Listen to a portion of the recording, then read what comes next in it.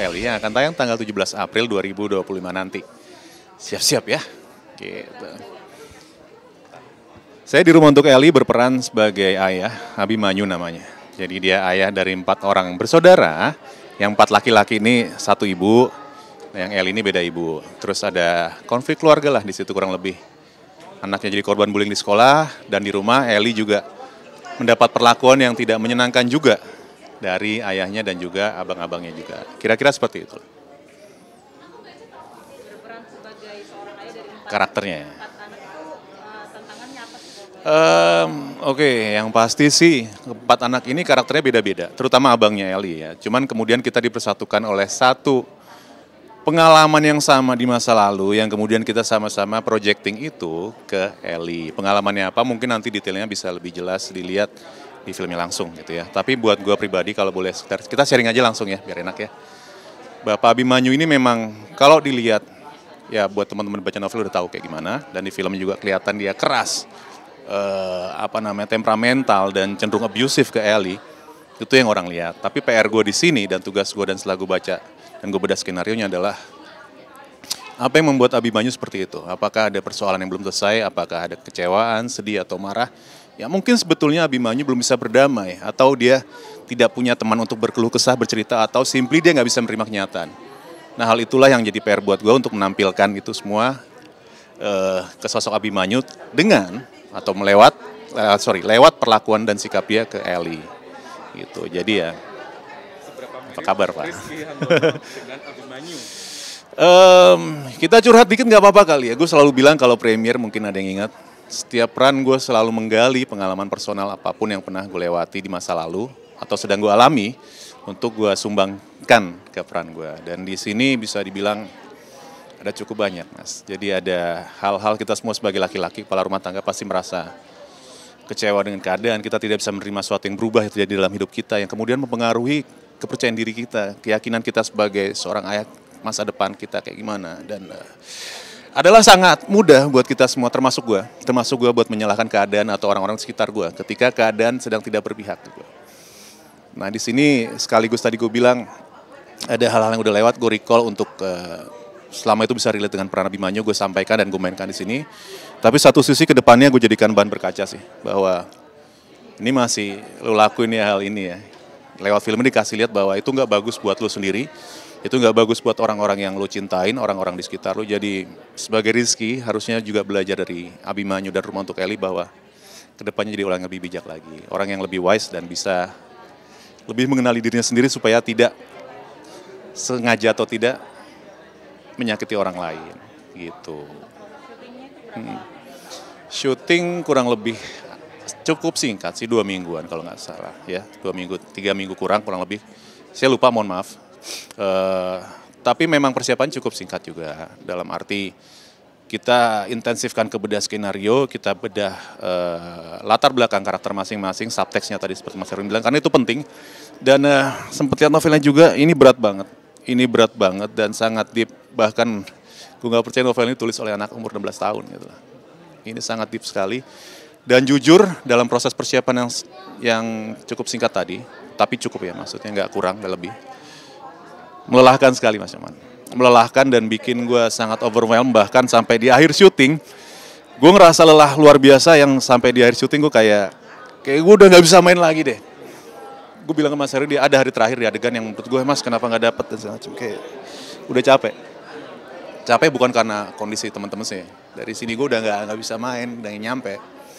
Dan tadi ngeliat trailernya, itu nge-trigger semua pengalaman. Makanya Bu Fredrika gue ngomong, Bu kayak maaf ya. Dan mungkin pas kita ngomong dalam, campur aduk semua perasaan tadi sih. Dan mudah-mudahan sih emosi tadi nggak cuman kepake waktu syuting aja mas. Maksudku mudah-mudahan ketika jadi film, teman-teman bisa relate lah, bisa relate.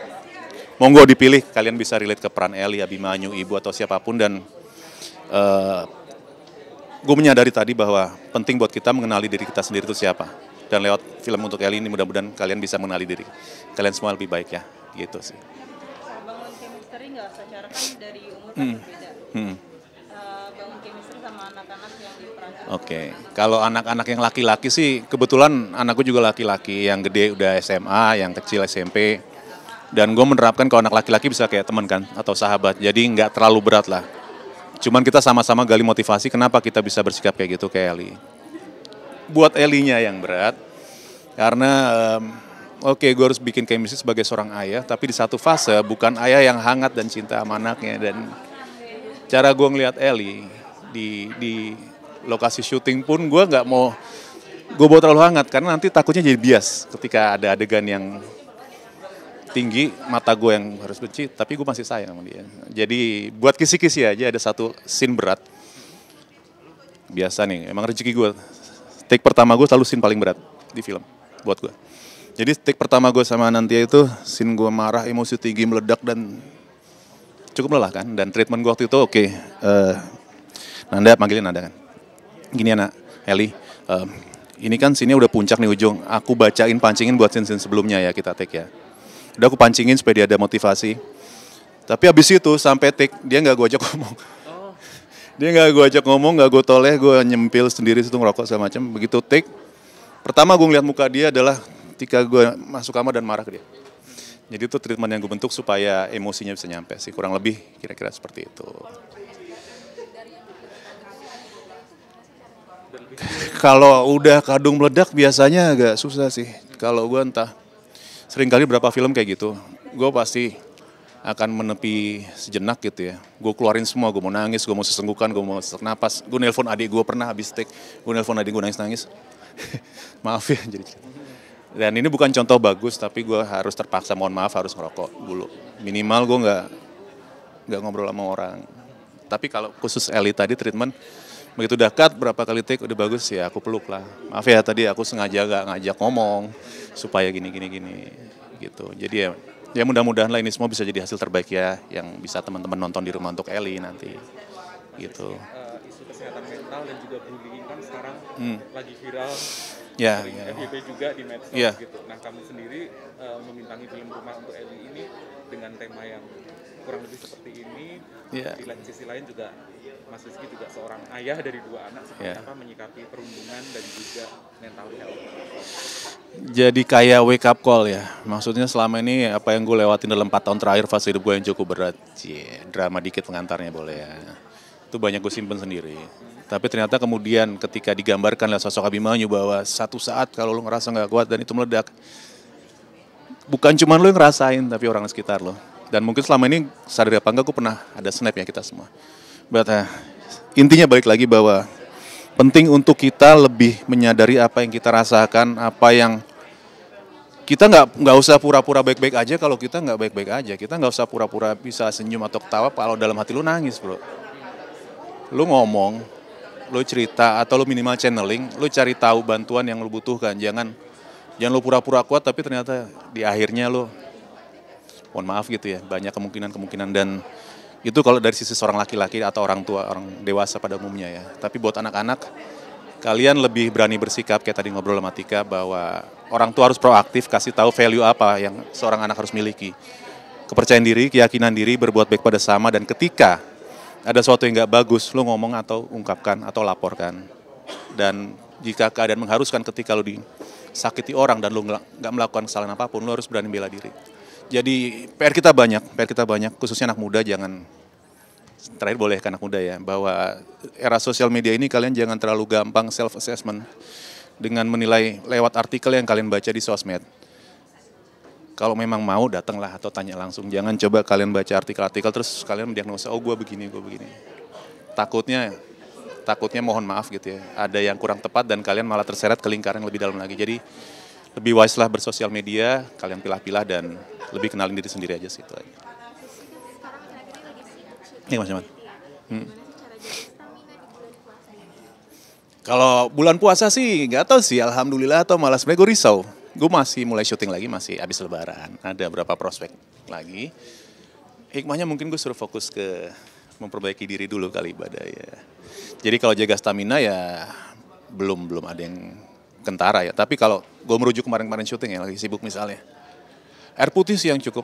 Air putih dan gue minum suplemen tapi lebih yang jamu-jamu gitu. Jamu yang kapsul, bubuk gitu-gitu. Ketimbang yang medis-medis gitu. Nggak tahu emang kebiasaan aja. Kadang-kadang madu kalau diperluin. Ya itu tadi suplemen. Gue orangnya tradisional banget sih, habatus sauda kayak gitu-gitu loh, atau kapsul bawang putih, atau madu jeruk nipis. Jadi kalau yang, nanti gue nggak di-endorse yang produk vitamin-vitamin gitu lagi. Kebiasaan aja sih, kebiasaan aja. Nggak serajin itu juga. Iya, nggak serajin itu. Jadi inget nenek gue dulu suka dideplok, digelintir sendiri gitu ya. Dulu kan memang nggak banyak pilihan ya, sekarang kan banyak kalau browsing di marketplace juga banyak banget. Ya patokannya rating aja sama feeling aja, kelihatannya bagus nih gitu. Nggak tau, gue lebih seneng yang tradisional itu. Atau kalau lagi nggak males bikin jus, simpel itu aja. Tapi ada menu buka puasa ala Mas Rizky Hanggono. Gue orangnya murahan, apa aja gue makan. Dan yang paling nggak sehat adalah menu favorit gorengan, lontong sama bumbu kacang. Itu menu favorit kita semua sih gue rasa.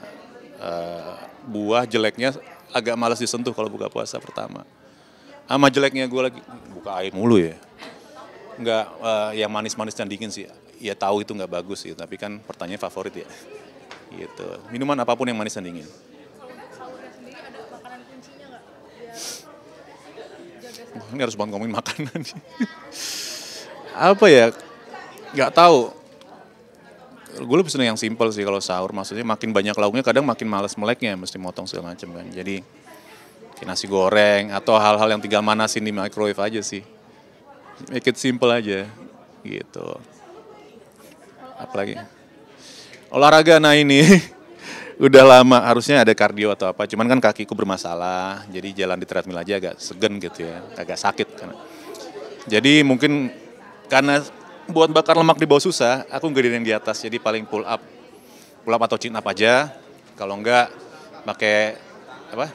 Stretching band itu tuh, di beban. Jadi fokusnya yang gedein di atas, selama perut belum bisa dikecilin gitu aja.